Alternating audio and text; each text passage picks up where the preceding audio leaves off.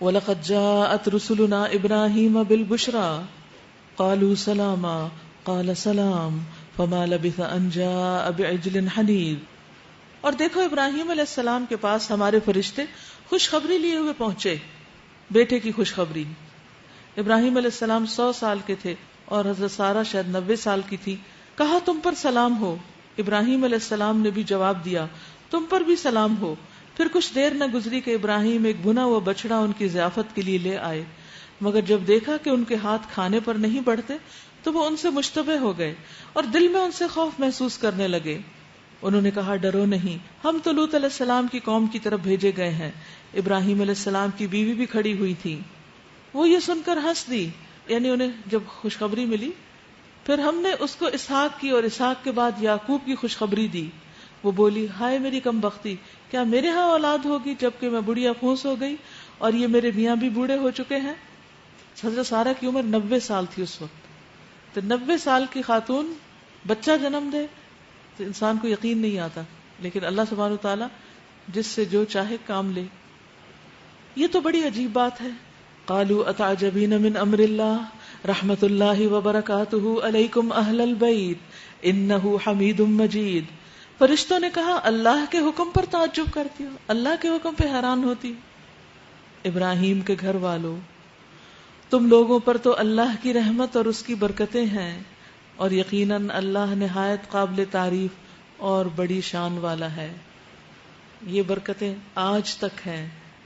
ہم درود شریف میں کیا پڑھتے ہیں؟ سب پڑھیے اللہم صلی علی محمد وعلی آل محمد کما صلیت علی ابراہیم وعلی آل ابراہیم انک حمید مجید اللہم بارک علی محمد وعلی آل محمد کما بارکت علی ابراہیم وعلی آل ابراہیم انک حمید مجید۔ کسی نے ایک دن مجھ سے پوچھا کہ سارے پیغمبروں کو چھوڑ کر ابراہیم علیہ السلام پر ہی یہ درود کیوں بھیجا جاتا ہے؟ کیونکہ ابراہیم اللہ کے دوست تھے، وہ تمام انبیاء کے باپ ہیں، ان کے بعد جتنے بھی انبیاء دنیا میں آئے، رسول آئے، وہ سب ان کی اولاد میں سے تھے، تو ان کا مقام باقی کے مقابلے میں بلند ہے۔ اور اس کے بعد پھر نبی صلی اللہ علیہ وسلم جو خاتم النبیین ہیں، آپ کا مقام پھر باقی تمام پیغمبروں سے بڑا ہے۔ فلما ذهب عن ابراہیم الروع وجاءته البشرى يجادلنا في قوم لوط ان ابراہیم لحلیم اواہ منیب۔ پھر جب ابراہیم کی گھبراہٹ دور ہوئی، یعنی جب گھبرانے لگے تو فرشتوں نے بیٹے کی خوشخبری دے دی، بتا دیا کہ ہم فرشتے ہیں، اور اولاد کی بشارت سے اس کا دل خوش ہو گیا، تو اس نے قوم لوط کے معاملے میں ہم سے جھگڑا شروع کیا۔ یہ 2-4 لفظ ہیں، لیکن ایک مومن بندے کی زندگی کا عملی نمونہ ہے کہ وہ ذاتی خوشیوں سے خوش ہوتا ہے کہ اسے بیٹے کی خوشخبری ملی، خوش ہوئے، لیکن اس سے زیادہ انہیں فکر کس کی تھی؟ قوم لوط کی۔ فوراً قوم لوط کے بارے میں پریشان ہوئے کہ ان پہ عذاب آنے لگا، وہ تباہ ہو جائیں گے، وہ ملیہ میٹ کر دیے جائیں گے، وہ ختم کر دیے جائیں گے۔ یعنی بیٹے کی خوشخبری بھول گئے، وہ خوشی ایک طرف، اور ایک وہ دور پار بیٹھی قوم جس کی شامت آنے والی تھی، ان کے بارے میں اپنے رب سے جھگڑنے لگے۔ یجادلنا فی قوم لوط، کہ اللہ تعالیٰ ان سے عذاب ٹال لے۔ کیوں؟ ان ابراہیم لحلیم اواہ منیب، کیونکہ ابراہیم البتہ بہت حلم والے، بردبار، بہت آہیں بھرنے والے، نرم دل انسان تھے جو اللہ کی طرف ہر حال میں رجوع کرتے تھے۔ یہ تھی ان کی کوالٹیز۔ اگر ہمارے سامنے 2 چیزیں ہوں، اور پھر یہ خوشخبری کو معمولی خوشخبری، یہ کسی عام کپل کو ملنے والی خوشخبری نہیں تھی کہ جن کی شادی کو کچھ عرصہ گزرے اور ان کا پریگننسی ٹیسٹ جو ہے وہ پازیٹیو ہو اور خوشخبری ملے کہ کچھ اللہ دینے والا ہے۔ نہیں، یہ وہ خوشخبری نہیں تھی، یہ وہ خوشخبری تھی جو 100 سال کی عمر میں ملی تھی، اور جبکہ بیوی بالکل بچہ پیدا کرنے کے قابل نہیں رہی تھی، آؤٹ آف دس ورلڈ، بالکل ان یوزول۔ اتنی بڑی خوشخبری پا کر بھی اپنا فریضہ نہیں بھولے، لوگوں کے لیے اپنی خیرخواہی نہیں بھولے۔ ہمارا حال کیا ہوتا ہے جب ہمیں کوئی خوشی ملتی ہے، کچھ خوشخبری ملتی ہے، اللہ تعالیٰ کوئی نعمت دیتا ہے، کوئی انعام دیتا ہے، اور دوسری طرف دین کا بھی کوئی کام ہوتا ہے، تو ہم کیا کرتے ہیں؟ ایک لڑکی کے لیے بہت بڑی خوشخبری کیا ہوتی ہے؟ شادی۔ شادی کی خوشخبری ملے تو صحیح، سب کام چھوڑ چھاڑ سب ذمہ داریوں سے بھاگ، اب کیا ہے، گھر رہنا ہے اور شادی کی تیاریاں کرنی ہے، اب بہت کام ہے. کام تو ساری زندگی کرنے ہیں، لیکن یہ بھی تو کام ہے کسی کا. اللہ کا کام بھی تو کوئی کام ہے نا، یا یہ کام نہیں؟ یہ آخرت کی تیاری ہے، یہ جنت کے گھر کی تیاری ہے. شادی کی تیاری دنیا کے گھر کی تیاری ہے، اور دین کے راستے میں کیا جانے والا کام، اللہ کے راستے میں کی جانے والی خدمت، یہ جنت کے گھر کی تیاری ہے. آخر کیوں ایسا ہوتا ہے کہ دنیا کے گھر کی خوشخبری ملتے ہی ہم آخرت کی خوشخبری کو بھول جاتے ہیں، اور دنیا کا کوئی کام سامنے آتے ہی ہم آخرت کا کام بھول جاتے ہیں؟ اللہ کے دین پر عمل کرنا اور اسے دوسروں تک پہنچانا کوئی معمولی کام نہیں، یہ وہ معزز کام ہے جو اللہ نے اپنے پیغمبروں سے لیا ہے. اس کام کی اہمیت کو سمجھنا چاہیے، اور اس کی اہمیت کے مطابق اس کو وقت دینی چاہیے، اس کو امپورٹنس دینی چاہیے، نہ کہ دنیا کے بکھیڑوں میں گم ہو کر اس کام کو بالکل ایک طرف کر دے انسان، کہ جو ملنا تھا مل گیا اور اسی کو منزل بنا لیا اور باقی سب کچھ ختم. امام احمد بن حنبل جب بہت محنت کرتے تھے اور راتوں کو بھی بہت کم سوتے تھے، تو ان کے بیٹے نے ان سے جب کہا تو کہنے لگے سونے کی جگہ تو جنت ہے، جنت میں جا کے سوئیں گے، وہاں آرام کریں گے، اور قبر میں تو سونا ہی سونا ہے، یہ دنیا تو کام کی جگہ ہے. تو اگر ہماری ساری دلچسپی صرف عیش و عشرت سے رہ جائے تو پھر آخرت کے لیے کیا تیار کیا ہم نے؟ تو یاد رکھیے، چھوٹی چھوٹی چیزیں ہمیں اپنے مقصد سے نہ بہکائیں، مقصد سے دور نہ ہٹائیں، مقصد کو نہ بھلا دیں.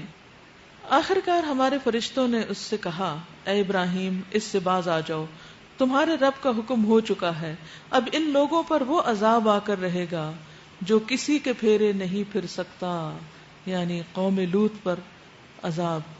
قوم لوط دنیا میں ایک ایسے جرم میں مبتلا تھی جو اس سے پہلے کبھی کسی نے نہیں کیا تھا، اور وہ کیا تھا؟ لواطت کا عمل، یا ہومو سیکشوالٹی، یا مرد کا مرد سے جنسی جسمانی تعلق. یہ عمل انتہائی مکروہ عمل ہے، ہمارے دین میں حرام ہے، کبیرہ گناہ ہے. رسول اللہ صلی اللہ علیہ وسلم نے فرمایا، مجھے اپنی امت میں سب سے زیادہ جس چیز کا اندیشہ ہے وہ قوم لوط کے عمل کا ہے. یعنی مردوں کے بارے میں جس چیز سے میں ڈرتا ہوں وہ عمل قوم لوط ہے. اسی طرح نبی صلی اللہ علیہ وسلم نے عورت کو بھی عورت کے ساتھ بغیر بیچ میں کپڑے کے لیٹنے سے منع کیا ہے، ایک بستر پر سونے سے منع کیا ہے. تو یہ تمام اعمال جو ہیں، یعنی عورت کا عورت سے جسمانی تعلق اس درجے کا تو نہیں ہوتا جو مرد کا ہے، لیکن وہ بھی ممنوع ہے، حرام ہے. نبی صلی اللہ علیہ وسلم نے بار بار اس فعل کو ملعون کہا ہے. آپ نے فرمایا، اللہ نے اس پر لعنت کی ہے جو قوم لوط والا عمل کرے، اللہ نے اس پر لعنت کی ہے جو قوم لوط والا عمل کرے، اللہ نے اس پر لعنت کی ہے جو قوم لوط والا عمل کرے. اسی طرح اس شخص پر بھی لعنت کی جو کسی جانور پر پڑے، اور وہ شخص بھی ملعون جو قوم لوط والا عمل کرے.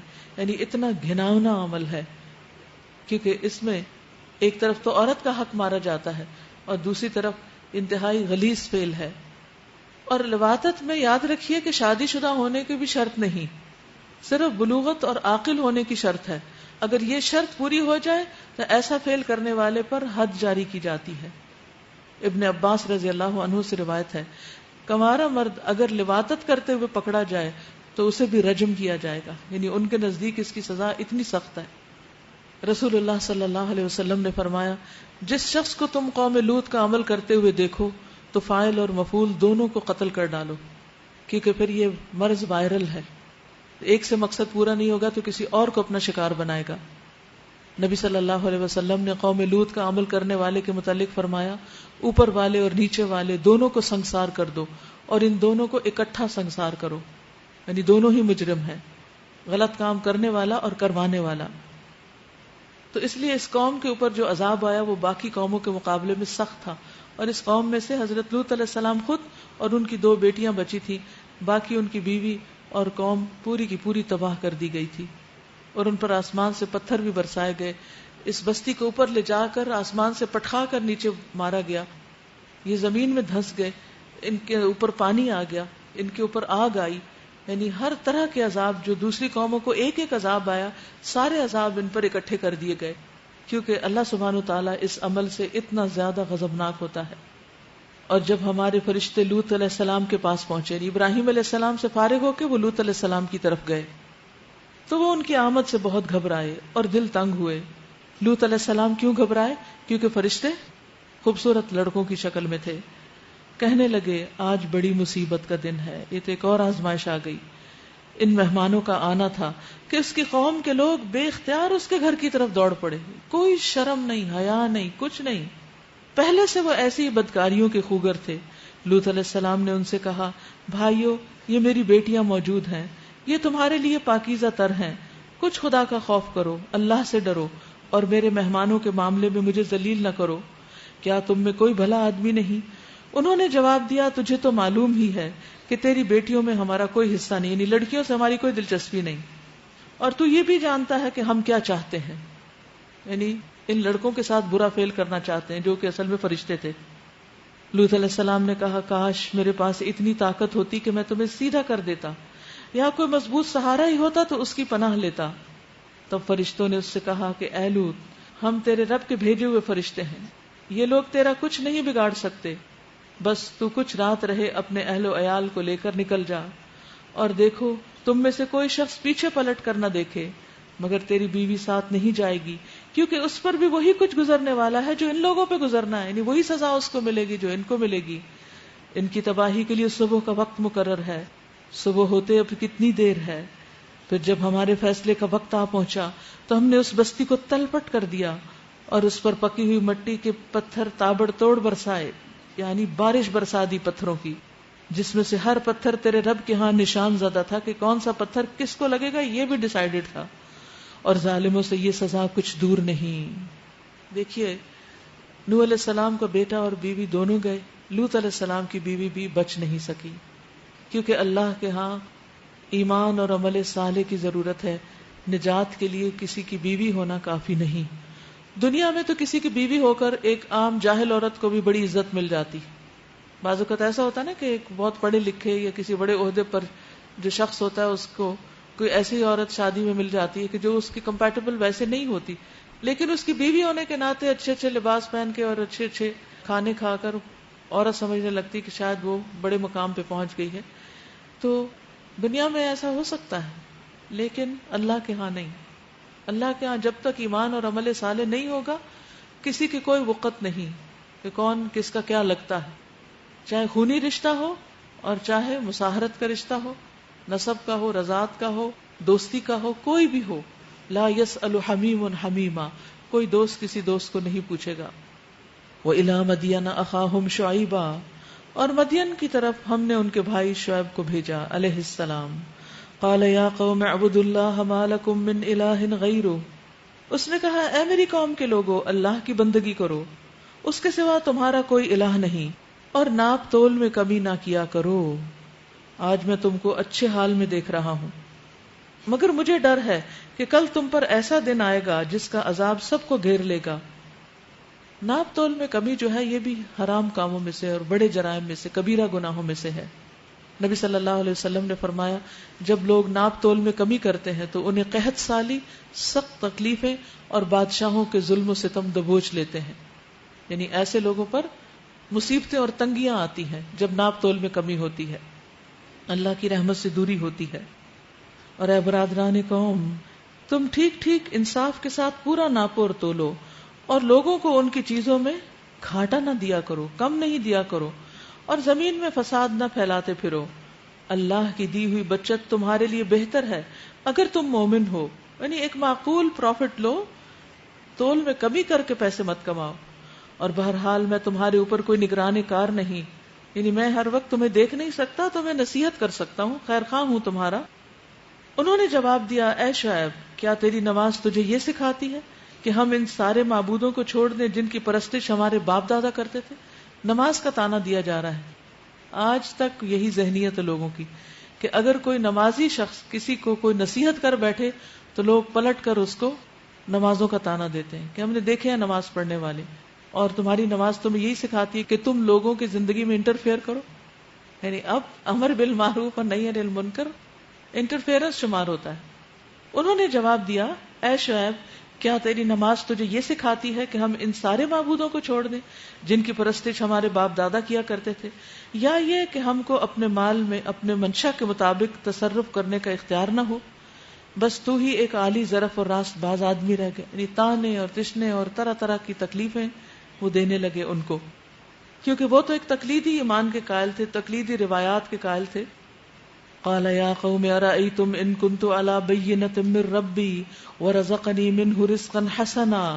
شعیب علیہ السلام نے کہا، بھائیو تم خود ہی سوچو، اگر میں اپنے رب کی طرف سے ایک کھلی شہادت پر تھا اور پھر اس نے اپنے ہاتھ سے مجھے اچھا رزق بھی عطا کیا، تو اس کے بعد میں تمہاری گمراہیوں اور حرام خوریوں میں تمہارا شریک حال کیسے ہو سکتا ہوں؟ یعنی تمہارے ساتھ کیسے مل سکتا ہوں؟ اور میں یہ ہرگز نہیں چاہتا کہ جن باتوں سے میں تم کو روکتا ہوں ان کا خود ارتکاب کروں.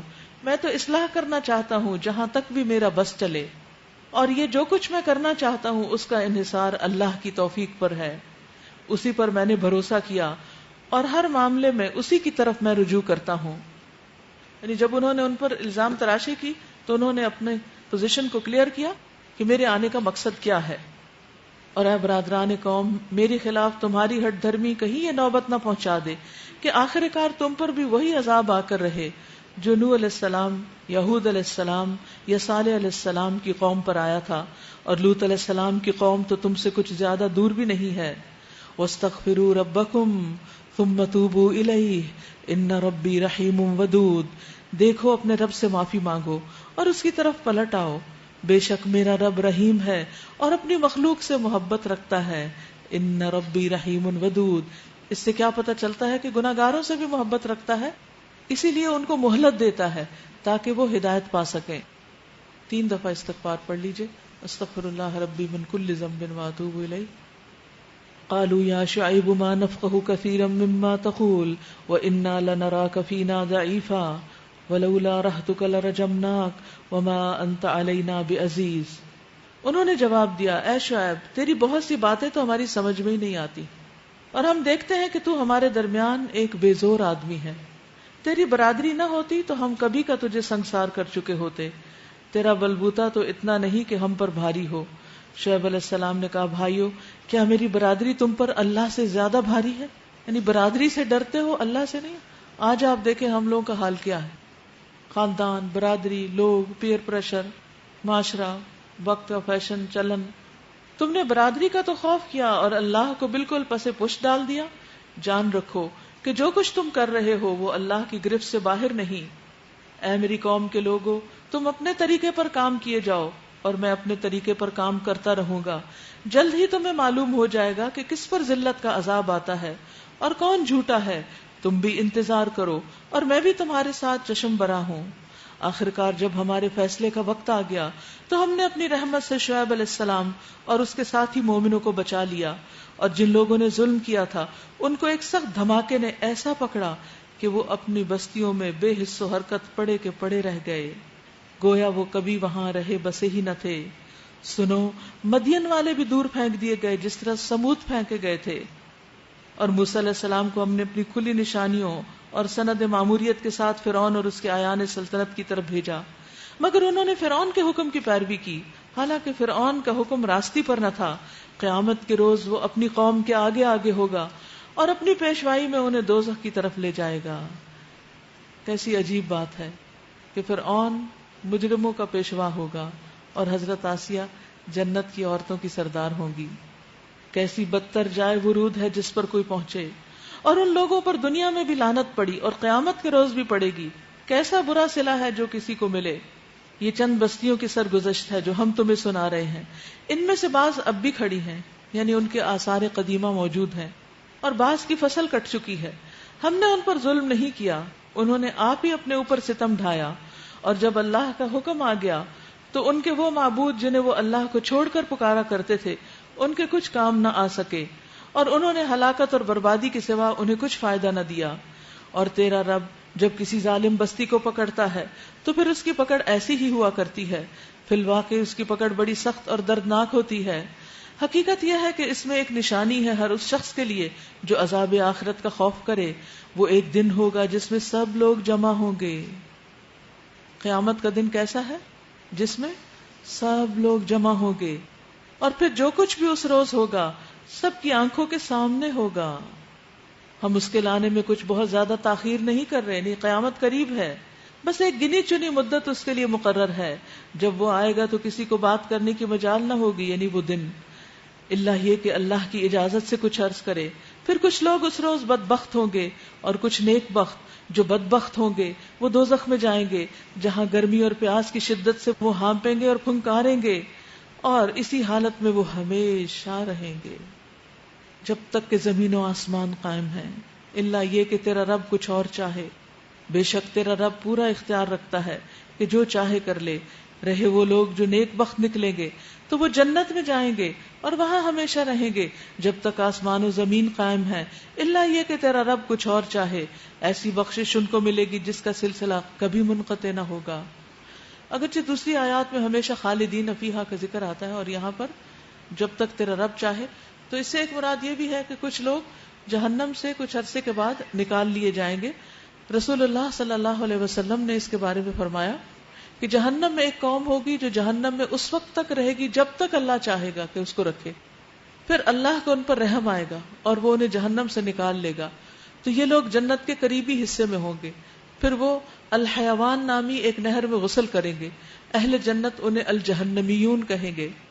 اگر ان میں سے کوئی ایک شخص دنیا کے لوگوں کی دعوت کرنا چاہے تو ان کے لیے بستروں کا بھی انتظام کر لے گا، کھانے پینے کا بھی، ان کے لیے رضائیاں بھی مہیا کر دی جائیں گی. ایک اور روایت میں آتا ہے کہ ان سب کی شادی کرنا چاہے تو یہ بھی کر لے گا اور اسے کسی چیز کی کمی نہ ہوگی. یعنی یہ ان لوگوں کا انعام ہے جو ایک لامتناہی مدت تک، یعنی ایک لمبے عرصے تک جہنم میں رہنے کے بعد جنت میں جائیں گے اور ان کو جو کچھ ملے گا ان کے پاس اتنا ہوگا کہ پوری زمین کے لوگوں کو اگر کھلانا پلانا سلانا چاہیں، شادی کرنا چاہیں تو سب کچھ ان کے پاس موجود ہوگا. ایسی ایسی بڑی بادشاہت اور سلطنت اور ملک لوگوں کو عطا کیا جائے گا جنت میں. فلا تک فی مریۃ مما یعبد ہؤلاء ما یعبدون الا کما یعبد آباؤہم من قبل. بس اے نبی صلی اللہ علیہ وسلم، آپ ان معبودوں کی طرف سے کسی شک میں نہ رہیے جن کی یہ لوگ عبادت کر رہے ہیں. یہ تو بس لکیر کے فقیر ہیں، اسی طرح پوجا پاٹ کیے جا رہے ہیں جس طرح پہلے ان کے باپ دادا کرتے تھے. یعنی ان کا دین رسمی اور تقلیدی دین ہے اور ہم ان کا حصہ انہیں بھرپور دیں گے بغیر اس کے کہ اس میں کچھ کاٹ کسر ہو. ہم اس سے پہلے موسیٰ علیہ السلام کو بھی کتاب دے چکے ہیں اور اس کے بارے میں بھی اختلاف کیا گیا تھا جس طرح آج یہ اس کتاب کے بارے میں کر رہے ہیں. اگر تیرے رب کی طرف سے ایک بات پہلے کی طے نہ کر دی گئی ہوتی تو ان اختلاف کرنے والوں کے درمیان کبھی کا فیصلہ چکا دیا گیا ہوتا. یعنی نبی صلی اللہ علیہ وسلم کو اطمینان اور صبر دلانے کے لیے بات کہی جا رہی ہے. یہ واقعہ ہے کہ یہ لوگ اس کی طرف سے شک اور خلجان میں پڑے ہوئے ہیں، اور یہ بھی واقعہ ہے کہ تیرا رب انہیں ان کے اعمال کا پورا پورا بدلہ دے کر رہے گا. یقیناً وہ ان کی سب حرکتوں سے باخبر ہے. بس اے محمد صلی اللہ علیہ وسلم، آپ اور آپ کے وہ ساتھی جو کفر و بغاوت سے ایمان اور اطاعت کی طرف پلٹ آئے ہیں، ٹھیک ٹھیک راہ راست پر ثابت قدم رہو جیسا کہ حکم دیا گیا ہے، اور بندگی کی حد سے تجاوز نہ کرو. جو کچھ تم کر رہے ہو اس پر تمہارا رب نگاہ رکھتا ہے. ان ظالموں کی طرف ذرا نہ جھکنا ورنہ جہنم کی لپیٹ میں آ جاؤ گے، اور تمہیں کوئی ایسا ولی اور سرپرست نہ ملے گا جو اللہ سے تمہیں بچا سکے اور کہیں سے تم کو مدد نہ پہنچے گی. اور دیکھو نماز قائم کرو دن کے دونوں سروں پر اور کچھ رات گزرنے پر. دیکھو نماز قائم کرو دن کے دونوں سروں پر. کون سے سرے ہیں؟ فجر اور مغرب. اور کچھ رات گزرنے پر عشاء پڑھو. ان الحسنات یذہبن السیئات ذالک ذکری للذاکرین.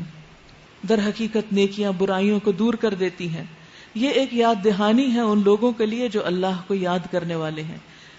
جیسے کل بھی پڑھا تھا نا کہ اگر کوئی گناہ ہو جائے تو صدقہ کرے انسان، استغفار پڑھے، تو اسی طرح نماز بھی گناہوں کو دھونے والی ہے. رسول اللہ صلی اللہ علیہ وسلم نے فرمایا اس شخص کی مثال جو برائیاں کرنے کے بعد نیکیاں کرتا ہے اس آدمی کی طرح ہے جس پر ایسی تنگ زرہ ہو جس نے اس کا گلا گھونٹ رکھا، نہیں تنگ کپڑا پہنا ہوا ہو کوئی. تو ایسا آدمی جب نیکی کرتا ہے تو ایک کڑا ٹوٹ جاتا ہے، یعنی تھوڑا سا وہ پھٹ جاتا ہے، پھر دوسری کرتا ہے تو دوسرا، تیسری تو تیسرا، اور اس طرح وہ ساری زرہ ٹوٹ کے زمین پہ گر پڑتی ہے اور انسان آزاد ہو جاتا ہے. تو گناہ جو ہے وہ انسان کے سینے کو بھینج لیتے ہیں، دل پہ بوجھ ڈالتے ہیں، اور جب انسان صدقہ کرتا ہے، استغفار کرتا ہے، نیکیاں کرتا ہے، نماز پڑھتا ہے تو آہستہ آہستہ وہ دل کا بوجھ کم ہو جاتا ہے. ابو ذر کہتے ہیں کہ ایک مرتبہ میں نے عرض کیا یا رسول اللہ مجھے کوئی وصیت کیجیے صلی اللہ علیہ وسلم. آپ نے فرمایا اگر تم سے کوئی گناہ ہو جائے تو اس کے بعد کوئی نیکی کر لیا کرو، وہ اس گناہ کو مٹا دے گی. میں نے عرض کیا کیا لا الہ الا اللہ کہنا نیکیوں میں شامل ہے؟ آپ نے فرمایا یہ تو سب سے افضل نیکی ہے، یعنی انسان ذکر کی کثرت کرے اور نماز کی کثرت. وَاصْبِرْ فَإِنَّ اللَّهَ لَا يُضِيعُ أَجْرَ الْمُحْسِنِينَ، اور صبر کیجئے، اللہ نیکی کرنے والوں کا اجر کبھی ضائع نہیں کرتا. پھر کیوں نہ ان قوموں میں جو تم سے پہلے گزر چکی ہیں ایسے اہل خیر موجود رہے جو لوگوں کو زمین میں فساد برپا کرنے سے روکتے. ایسے لوگ نکلے بھی تو بہت کم جن کو ہم نے ان قوموں میں سے بچا لیا. اللہ تعالیٰ کس چیز کا مطالبہ کر رہے ہیں؟ پڑھ کے بتائیے مجھے.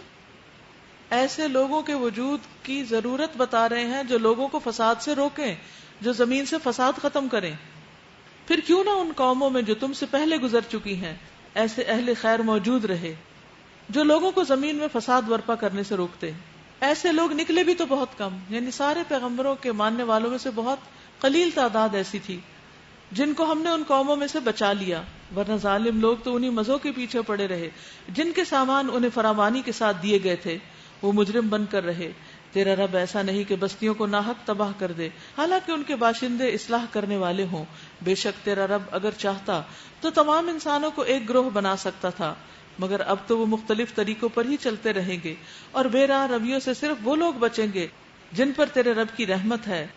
اسی آزادی و انتخاب و اختیار کے لیے تو انہیں پیدا کیا گیا، اور تیرے رب کی وہ بات پوری ہو گئی جو اس نے کہی تھی کہ میں جہنم کو جن اور انسان سب سے بھر دوں گا. اے محمد صلی اللہ علیہ وسلم، پیغمبروں کے یہ قصے جو ہم تمہیں سناتے ہیں یہ وہ چیزیں ہیں جن کے ذریعے سے ہم تمہارے دل کو مضبوط کرتے ہیں. ان کے اندر تم کو حقیقت کا علم ملا اور ایمان لانے والوں کو نصیحت اور بیداری نصیب ہوئی. رہے وہ لوگ جو ایمان نہیں لاتے تو ان سے کہہ دو کہ تم اپنے طریقے پر کام کرتے رہو اور ہم اپنے طریقے پر کیے جاتے ہیں. انجام کار کا تم بھی انتظار کرو اور ہم بھی منتظر ہیں. آسمانوں اور زمین میں جو کچھ چھپا ہوا ہے سب اللہ کے قبضہ قدرت میں ہے اور سارا معاملہ اسی کی طرف رجوع کیا جاتا ہے. پس اے نبی صلی اللہ علیہ وسلم تو آپ اس کی بندگی کیجیے اور اسی پر بھروسہ رکھیے، اور جو کچھ آپ کر رہے ہیں آپ کا رب اس سے بے خبر نہیں. وما ربک بغافل عما تعملون،